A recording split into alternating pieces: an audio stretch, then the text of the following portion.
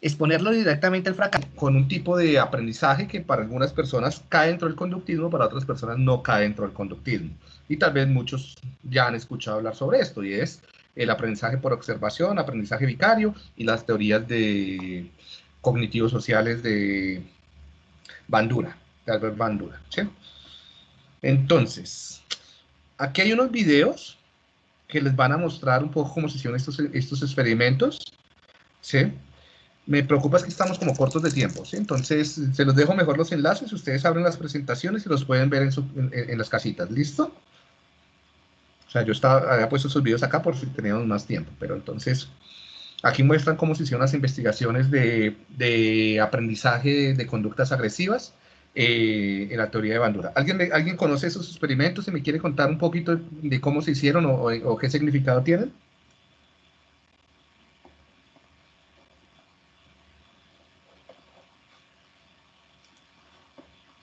Hola. ¿Nadie conoce los experimentos de aprendizaje por observación? Profe, digamos, Sí, yo yo por ejemplo no conozco mucho, no recuerdo tal vez mucho, y ayer teníamos como muchas dudas de eso, entonces yo sí quería que eso me como que nos hablara un poco más de este tipo de aprendizaje. Bien, listo. Esto es algo que por lo general se ve en psicología también del aprendizaje, ¿sí? Y lo que les digo, entonces podremos considerarlo como un modelo de aprendizaje, como un híbrido entre las propuestas conductuales y cognitivas, ¿sí?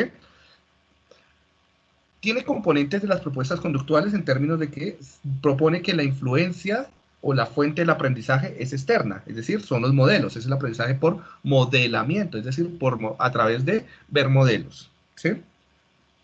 Es casi que el aprendizaje imitativo, ¿sí? Entonces lo que hizo Bandura, él se preguntaba, bueno, ¿por qué hay tanta violencia en niños norteamericanos? Y él decía, ¿será que es que estos niños son violentos porque ven a otros ser violentos? Y entonces hizo un experimento en el que distribuyó niños en dos grupos, un grupo experimental y un grupo control. A los del grupo experimental los puso a ver unos videos donde veía algunas personas agrediendo a estos muñequitos. Y después los dejaba solitos y les daba ahí juguetes y veía qué conducta tenían esos niños. Entonces él lo que veía es que era más probable que un niño agrediera a este muñequito, que esto se volvió famoso, este muñequito es el Bobo Doll, el juguete de Bobo, ¿sí? Entonces los niños van a agredir al juguete Bobo si han visto, o tienen mayor probabilidad de agredirlo, si han visto a otra persona agredirlo. ¿Sí? O sea, niños que han visto violencia, por lo general, son más probablemente van, de acuerdo a lo que decía Bandura, ¿no? Probablemente van a agredir, ¿sí? Y vio que esto no tenía que ver con el sexo ni con la edad, sino que en general ver a otro agrediendo hacía que de alguna forma se imitaran las conductas agresivas. Y esto pues se volvió un boom y eso es lo que se usa, por ejemplo, para todos los que critican la violencia por televisión, por redes, o los que hablan sobre la conducta de los padres o los modelos, o ser un modelo que aprendemos a través de ver modelos. ¿Sí? Más o menos es acerca de esto.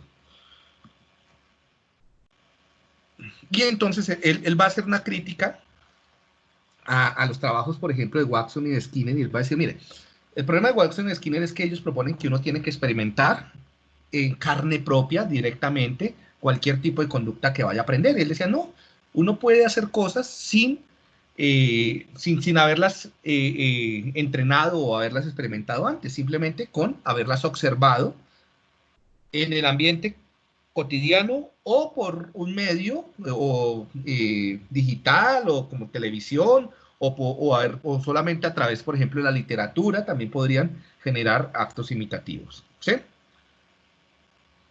Y él decía, y esos aprendizajes, pues muchas veces no solamente se usan en el contexto en el que se observaron, sino pueden ser extrapolados o transferidos a diferentes contextos.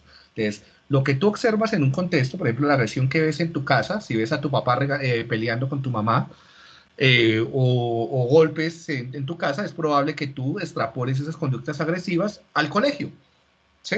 Porque lo has visto, simplemente como, entonces, la, la parte que es conductista y que es muy mecánica es que si tú ves una conducta, tú la vas a copiar y la vas a ejecutar en otros contextos, de forma pasiva, ¿sí? Como si quedara impregnada en ti, improntada. ¿sí? Esa es como la parte básica de lo más famoso de la teoría de Bandura. Aquí hay unos videos de Bandura y donde se explica todo, ¿no? Les decía, para que los vean más adelante, que lo explican con más detalle. ¿Alguien escribió algo? El muñeco, sí, sí, sí, el muñeco. Gracias, Lisette. Bueno, ¿alguna pregunta hasta esta parte del aprendizaje por imitación?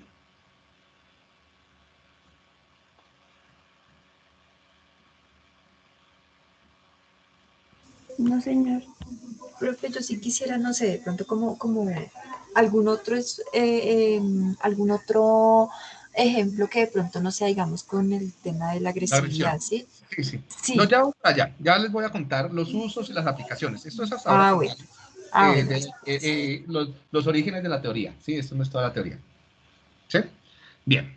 Entonces, otro concepto que proporcionó Bandura era que él va a proporcionar esta triada de persona, conducta y ambiente. Él decía, miren, los comportamientos y los aprendizajes surgen en esa triada. Entonces, la persona tiene unos componentes mentales, cognitivos, debe ser por eso, entonces va a también ser uno de los padres de los enfoques cognitivos, y él va a decir, entonces, los pensamientos de las personas, las expectativas también influyen en lo que aprenden, cómo lo aprenden y dónde lo hacen, ¿sí? Entonces, yo lo llamo autoesquemas. Él hablaba básicamente de la autoeficacia percibida, ¿sí? Entonces, él va a decir, hay un conjunto de pensamientos sobre el sí mismo, vamos a llamarlos autoesquemas, o yo también los llamo de forma irónica el parqueadero, ¿no?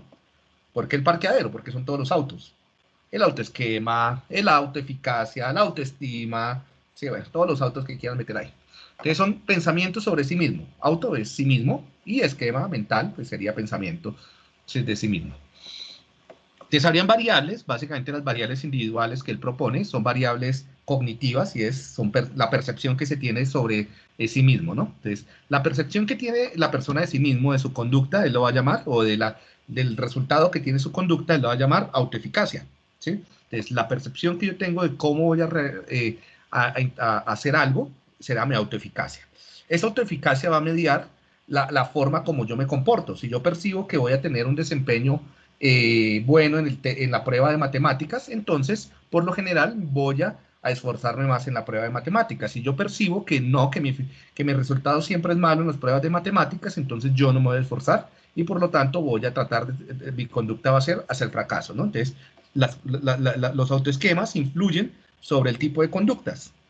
De forma similar, la conducta tiene una influencia sobre el ambiente. Si me va bien en la prueba de matemáticas, yo voy a tener un reforzador o voy a tener una retroalimentación por el profesor, ¿sí? Lo cual va a permitir reforzar o cambiar mi autoesquema, la percepción que tengo de sí mismo, lo cual cambia mi conducta, lo cual, sí, o sea, todo esto se relaciona en un ciclo. ¿Sí? El ambiente también moldea mi conducta a partir de reforzadores o de contingencias, de consecuencias.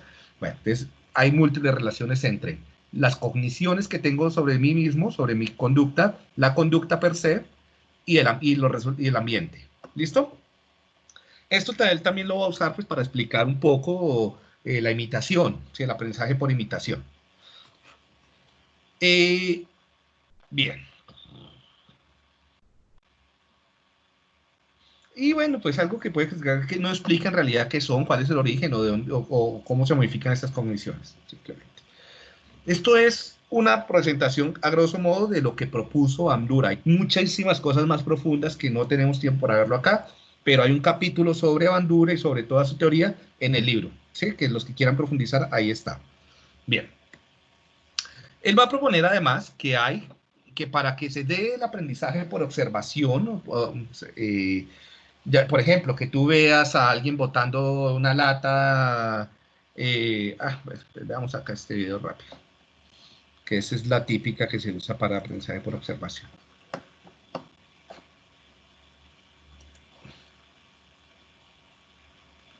Let's go.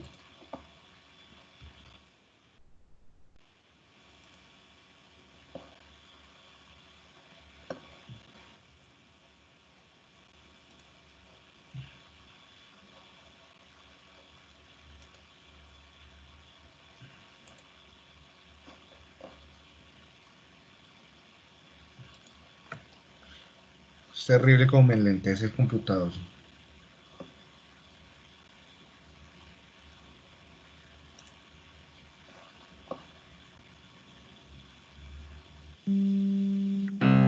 ¿Están viendo el video?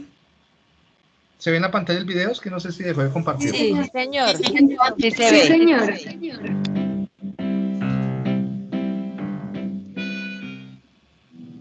It looks like rain again today. Dark clouds gather and fill the sky. Don't know how to talk to you, just know how to say goodbye.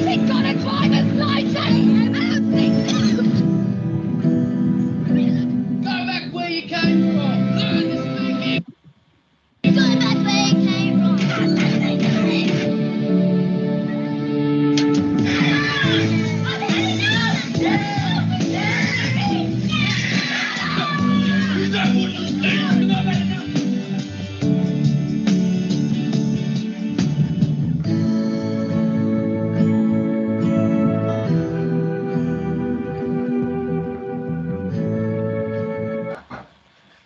Ganó cocinar. O sea, ninguno aprendió con recetas a cocinar, la mayoría aprendieron observando a alguien. Vestirme, jugar, comer, origami.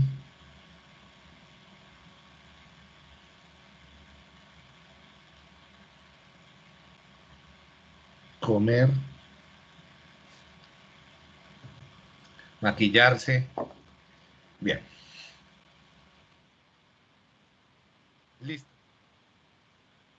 ¿Cierto?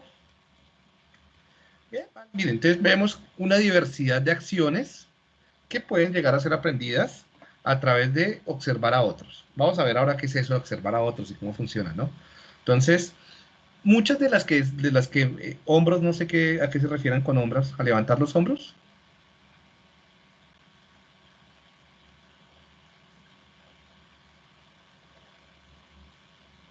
Cantar, levantar los hombros, sí debe ser. Conducir, me estarán levantando los hombros la que escribió ahorita esto. Jugar, maquillarse, vestirme, escribir, origami. Entonces, muchas acciones, ¿no?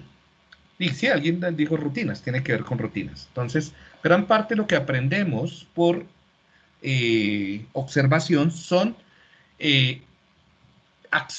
conductas o acciones motoras muy puntuales, ¿sí? Rutinas casi que estereotipadas que se hacen de forma involuntaria, como caminar, comer, tal vez cocinar no del todo, tal vez cocinar tiene otros elementos, pero no todo, porque cocinar no es simplemente moverse, sino implica también planificar lo que vamos a cocinar, saber los tiempos, y eso no se aprende completamente imitando, ¿sí?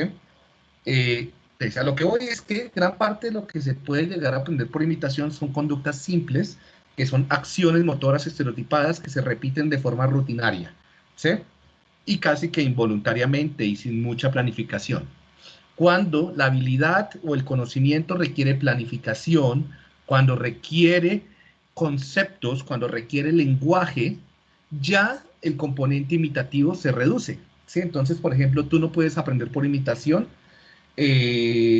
cosas como eh, los seres, ciencias, ¿sí?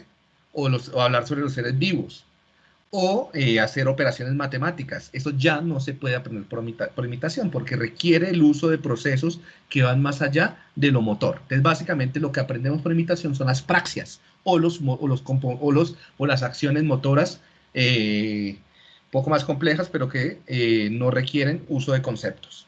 ¿Sí me hago entender?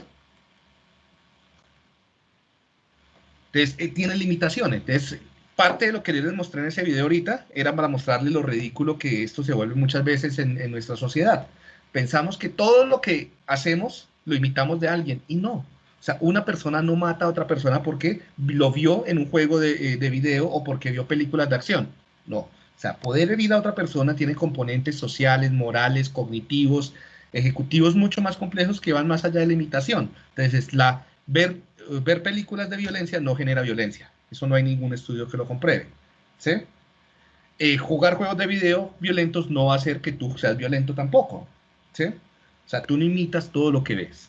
Tenemos la capacidad para seleccionar qué cosas imitamos y qué cosas no imitamos, de acuerdo a nuestros valores, a nuestra cultura, a nuestra familia y a nuestras emociones, ¿sí? Tú puedes ver 20 películas de acción y de matar y tú no sales a matar a alguien porque el simple hecho de poder pensar en hacerle daño a otro te genera estrés y dolor. Entonces eso es incompatible con esa imitación, ¿no? Entonces uno tampoco va a imitar acciones que sean incompatibles con su sistema de valores, con su cultura, con sus condiciones fisiológicas. Por más de que yo vea a Superman volando, no lo puedo imitar porque no puedo volar, ¿sí? Entonces, y con los procesos implicados. Entonces, para que tengamos en cuenta que tal vez las posibilidades del aprendizaje por imitación son muy importantes para aprender actos o rutinas motoras, pero son bien limitados para otros aprendizajes, ¿sí? Entonces muchas veces los niños no se comportan igual que sus padres, que sus compañeros, que sus profesores, simplemente por imitación. Es mucho más complejo que eso. Entonces, Bandura propone que se requieren ciertos procesos para poder imitar. Por un lado, atención, y eso es cierto. Para poder realizar una imitación eficiente, tú necesitas estar despierto.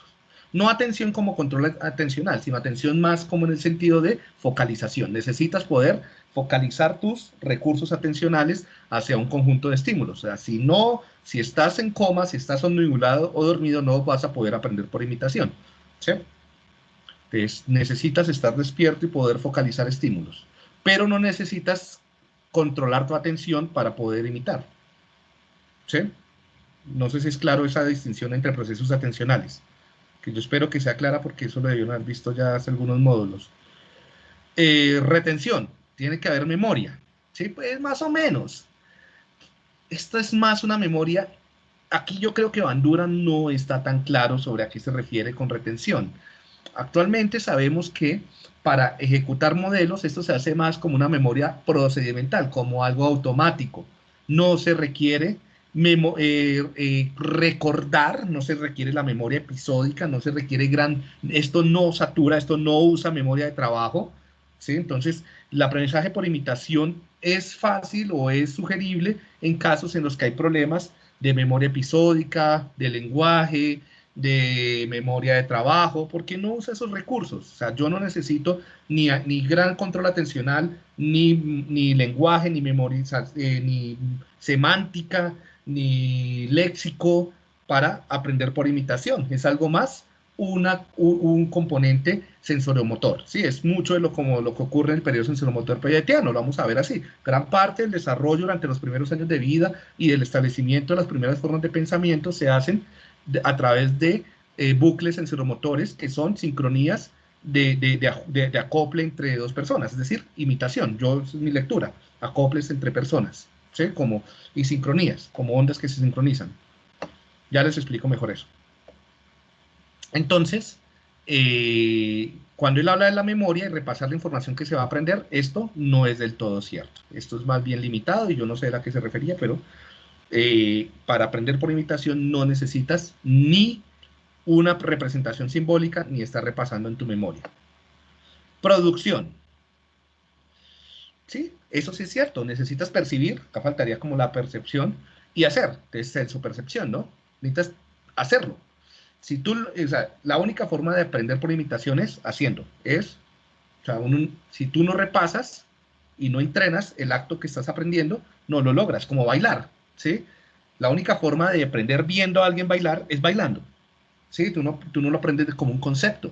Tú puedes aprender conceptos sin ejecutarlos y sin entrenarte en ellos, ¿no? Pero eso no es el caso de la imitación o del aprendizaje por observación, ¿sí? Y motivación, tiene toda la razón. En términos de el contexto socioafectivo va a afectar la facilidad para que se imite. Uno imita solamente en los contextos en los que hay incentivos y en los contextos donde el modelo tiene un valor social alto. Tú no imitas a cualquier persona. Tú imitas, y principalmente los niños imitan a aquellas personas que perciben como valiosas socialmente, con las cuales tienen vínculos, o hay una noción de valor social, ¿sí? De los héroes, los pares, los papás, el profesor, que se ven y que hay un vínculo de donde se le dé como a una persona de autoridad y de valor para sí mismo, entonces probablemente esas conductas sean más fácilmente imitables o modelables. ¿Sí? Bien. ¿Para qué? ¿Para qué usamos el aprendizaje vicario por imitación? Se utiliza para, vuelvo y les digo, rutinas, actitudes. Es muy importante, por ejemplo, para aprender actitudes. Gran parte, ¿qué es una actitud? Una actitud es una valoración y una conducta que se hace hacia algo. ¿Sí? Por ejemplo, cómo tú percibes los niños, cómo tú percibes la clase de matemáticas, cómo percibes las reglas en el aula, cómo percibes y cómo haces o cómo actúas hacia las niñas, hacia el sexo, hacia las personas mayores, hacia los adultos, las personas de autoridad. O sea, todas las actitudes que tenemos hacia ciertos objetos que van por una valoración afectiva, por una acción y por una serie de pensamientos, se aprenden muy bien a través de imitación y no nos damos cuenta. En nuestra familia sucede permanentemente. Por lo general, y principalmente los niños, y más adelante, tú terminas teniendo las creencias religiosas, las creencias o las actitudes políticas, ecológicas, que son valiosas en tu familia, porque se contagia, se condiciona el contexto afectivo y las conductas involuntarias hacia esto, ¿no? Hacia votar, hacia los candidatos políticos, las posturas políticas, hacia los pobres, hacia los ricos, hacia los gays, hacia la diversidad sexual, ¿sí? Eso, en ese tipo de cosas sí funciona muy bien todo el componente de aprendizaje vicario. ¿Sí? No tanto en la racionalización, sino más bien en la conducta y en la emoción, en la actitud como tal, sino tanto tú qué piensas de Álvaro Uribe, no, sino cómo reaccionas cuando lo ves y qué conducta haces cuando estás sometido en un contexto de toma de decisiones. Por eso, bueno, tiene que ver, por ejemplo, también con las conductas en el ambiente, si botas o no papeles en la calle, mucho de las rutinas o hábitos de fumar, de beber, ¿sí? Porque tiene que ver con la actitud que generas hacia ese tipo de cosas. ¿Sí? En esa medida, bueno, entonces también es muy útil para aprender canciones, para aprender a bailar, para aprender rimas, para aprenderse. Por ejemplo, es esencial para aprender la lectoescritura, principalmente los actos motores. ¿Sí? Y algo que no se ha estudiado muy bien, pero yo creo que es muy importante, media la actitud hacia el aprendizaje. Por ejemplo, es que aprender, por ejemplo, sobre esto, sobre teorías del aprendizaje, no es solamente que ustedes recuerden estos conceptos, sino que ustedes también comiencen a sentir lo que yo siento cuando explico, la emoción que le pongo, los gestos, no sé si que eso se ha limitado acá, ¿sí? Pero si me vieran en clase, yo me paro, yo hablo, yo miro, yo me muevo cada vez que hablo de estos temas.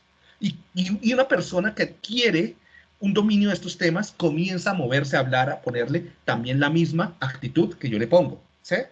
Entonces también eso media el aprendizaje de otros contenidos. Y muchas veces uno recuerda que el profesor del cual más aprendí es aquel que en últimas terminé comportándome como él y haciendo y hablando y ¿sí? Le pone la emoción y el movimiento similar, ¿no? Entonces, este tipo de componentes no verbales y de componentes actitudinales y emocionales que acompañan el aprendizaje también se aprenden a través de la observación y de los modelos, ¿sí?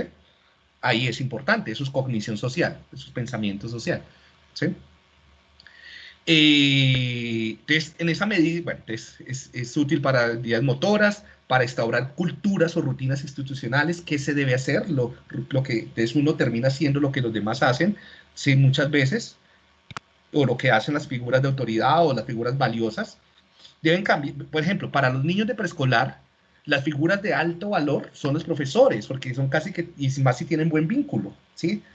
La Miss, ¿sí? Para los adolescentes ya no. Para los adolescentes no van a copiar lo que hace el profesor, van a copiar lo que hace los pares, ni siquiera lo que hace el papá, Entonces, ahí yo debo trabajar a través de los pares, ¿sí? Tal vez para los niños de una infancia intermedia, trabajar a través de modelos como caricaturas, héroes o personas simbólicas que tengan alto valor también sería bien interesante, ¿sí? Sutil y fundamental para el desarrollo de habilidades emocionales y sociales, ¿sí? Entonces nos enseñan a hacer y qué hacer, ¿sí? Más que conceptos. O sea, los conceptos no tanto, más el hacer y el qué hacer. Y en esa medida, como nos enseñan, le dan el contexto emocional, social al aprendizaje y el hacer, y también el hacer, el uso contextual al manipular herramientas, es un facilitador enorme de aprendizajes más complejos, ¿sí? Y algo interesante, algo que vamos a ver que más adelante se va a perder y se va a olvidar por completo, incluso Bandura no lo toma por ningún lado, le mete cuerpo y alma al aprendizaje, emoción, ¿sí? Yo todo esto, vuelvo y les digo, esto yo no lo veo desde la teoría de Bandura. O sea, yo lo que les estoy contando acá es desde neurociencia social, ¿sí? Desde mi pedagogía neuropedagogía socioafectiva, que es el modelo que yo tengo, ¿sí? Y esto lo abordo con más detalle cuando en la electiva de neurociencia social y afectiva, ¿sí? Porque esto tiene que ver con, uno, neuronas en espejo, sistema de neuronas en espejo. Dos, sincronía o resonancia cerebral. Nuestros cerebros se sincronizan a través de la percepción y la acción, de tal forma que terminamos siendo no un cerebro aparte, sino cerebros conectados. Eso lo amplío más adelante cuando veamos cognición distribuida. ¿Sí? O sea, que esto porque Bandura lo sigue viendo individual, él sigue viendo de un modelo que es copiado por una persona. Yo no lo veo así, yo lo veo como personas que se integran en acciones compartidas. ¿Sí? Desde el modelo de Bandura, desde el modelo clásico, ¿cuáles son las limitaciones que yo le veo?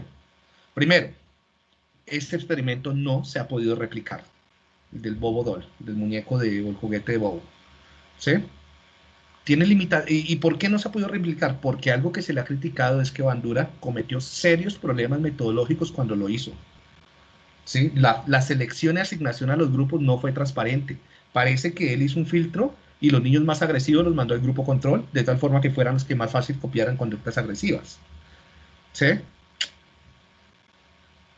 Eso no, o sea, ahí no tiene que ver la ética de los investigadores en ciertas cosas. O el rigor metodológico.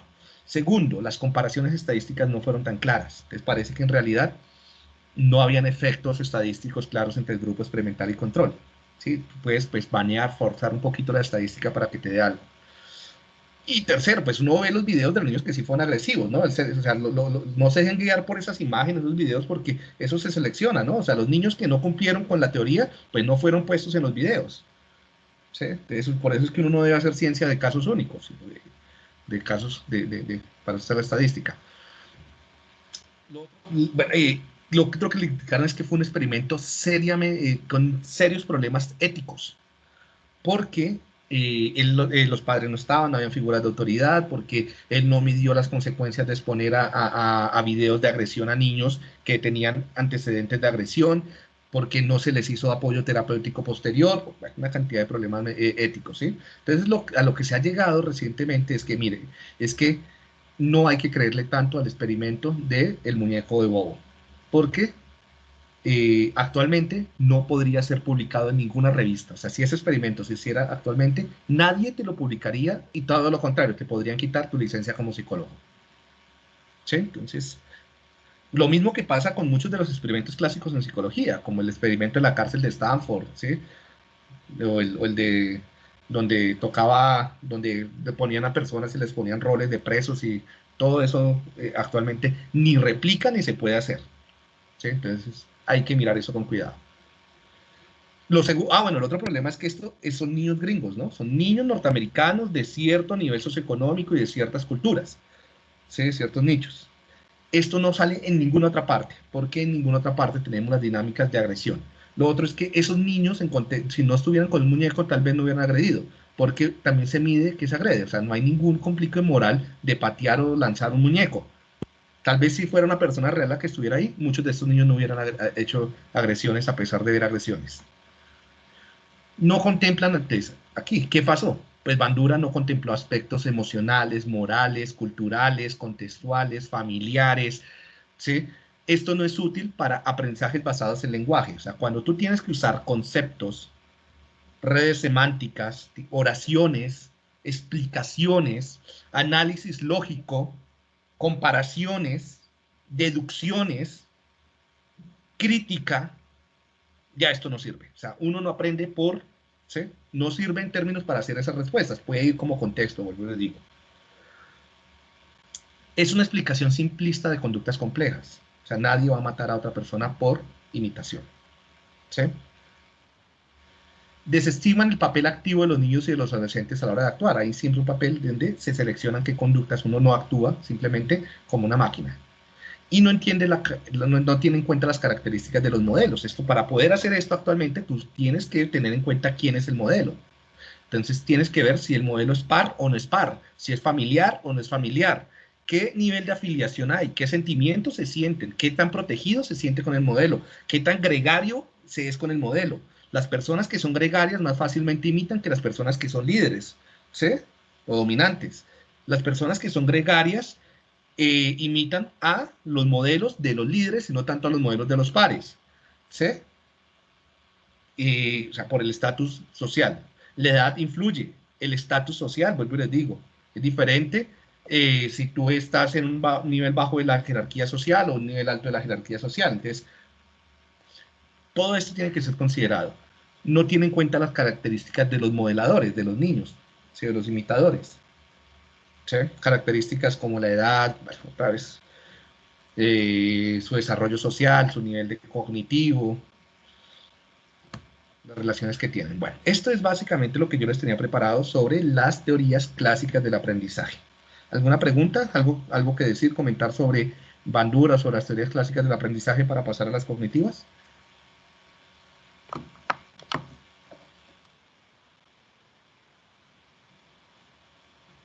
No, profe, de mi parte no. ¿Algún comentario sobre lo que acabamos de hablar?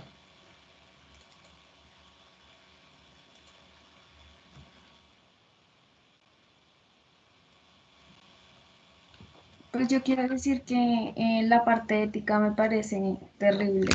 O sea, me impacta mucho que este señor como que no tenga esos, no sé, lineamientos éticos Sí. pues para poder haber hecho esos experimentos. Me parece que eso es súper importante. Claro, Pues lo que tengan tú en dices, cuenta. como a hoy, pues obviamente la cosa sería otro precio, ¿no? Yo me Claro. imagino que tiene que ver mucho también eso, la época. Antes de pronto estas normas éticas y pues no estaban como tan establecidas No y habían comités éticos. Simplemente cada investigador hacía lo que quería, porque de la forma como pensaba, porque no había, y además como había unos juegos de jerarquías sociales, era complicado, ¿no? Y cada uno quería como poner su teoría grande. Eran otros momentos. Todo esto sí, tampoco es que ellos sean los criminales ni nada, sino que esto debe ser entendido en términos de la época, del momento sociocultural, ¿sí? Pero que nosotros, eso tiene que ser entendido, niñas, o señoritas, señores, como les guste que las llamen. Y es que en ciencia, todo el conocimiento científico está siempre atravesado por el contexto sociocultural, el momento histórico en el cual fue producido la teoría, por los momentos y políticos, económicos, y todo eso influye. La ciencia no es una cuestión de decir verdades, ¿sí? Y muchos de ustedes dirán, ay, profe, es que otro profesor me dijo que esto era diferente. Son ópticas, ¿sí? Son formas de abordar algo que tienen gracias. un análisis en términos de la cultura, ¿sí? Lo que ustedes tienen, un universo de conocimientos, y ustedes deben elegir aquellos conocimientos que desde su postura personal, profesional y conceptual les parezcan más adecuados, ¿sí?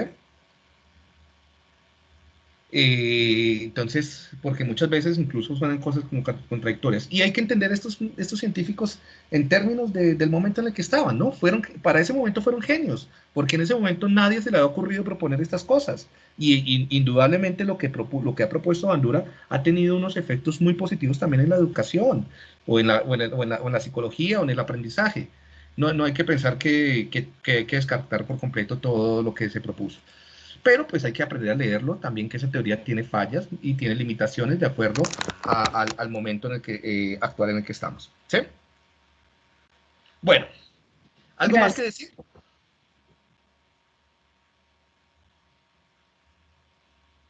¿Alguien ha levantado la mano o no? Yo, profe, sí. Cuenta. Cuando estabas hablando del experimento de Bandura, también recordé de que todos esos experimentos que hicieron en la época, de una u otra forma, reforzaron algunas decisiones claves en términos de política. Claro. Por lo menos por lo que recuerdo, este experimento también arrojó unos resultados en los cuales decían que los niños tendían a ser las niñas. Por lo tanto, tendían a ser más aptos para la guerra. Y reforzó ideas que décadas anteriores también habían manifestado. También últimamente he leído varios artículos en donde nuevamente están retomando el tema del aprendizaje social para la explicación de algunos también trastornos, como el déficit de atención. El comportamiento del déficit de atención, cómo puede ser replicado por otros niños en el aula sin necesidad de tener el trastorno. Un ejemplo. Entonces, digamos que a pesar de que los experimentos no se dieron con las normas éticas que ahorita pues tendríamos, dieron muchas bases para poder explicar actualmente bastantes conductas, comportamientos y demás. Sí, Entonces, sí. Total. Muchas gracias. ¿Quién habló? Lizeth, profe. Gracias, Lizeth, tienes toda la razón, ¿sí? Es van lo que decíamos ahorita. Entonces, bueno, tenemos que hacer un análisis de qué nos sirve y qué no nos sirve, ¿no? Más adelante yo les voy a contar un poquito, o sea, ahí voy, como si se dan cuenta, yo estoy haciendo, como primero les presento la parte histórica, lo que se consideraba, y luego les presento los pros y los contras, ¿no? Entonces ahí para que vayan ustedes, como a la luz de lo que sabemos actualmente, teniendo una noción más clara, ¿sí? Igual ya hemos visto 3 técnicas que pueden ser usadas para sus proyectos y para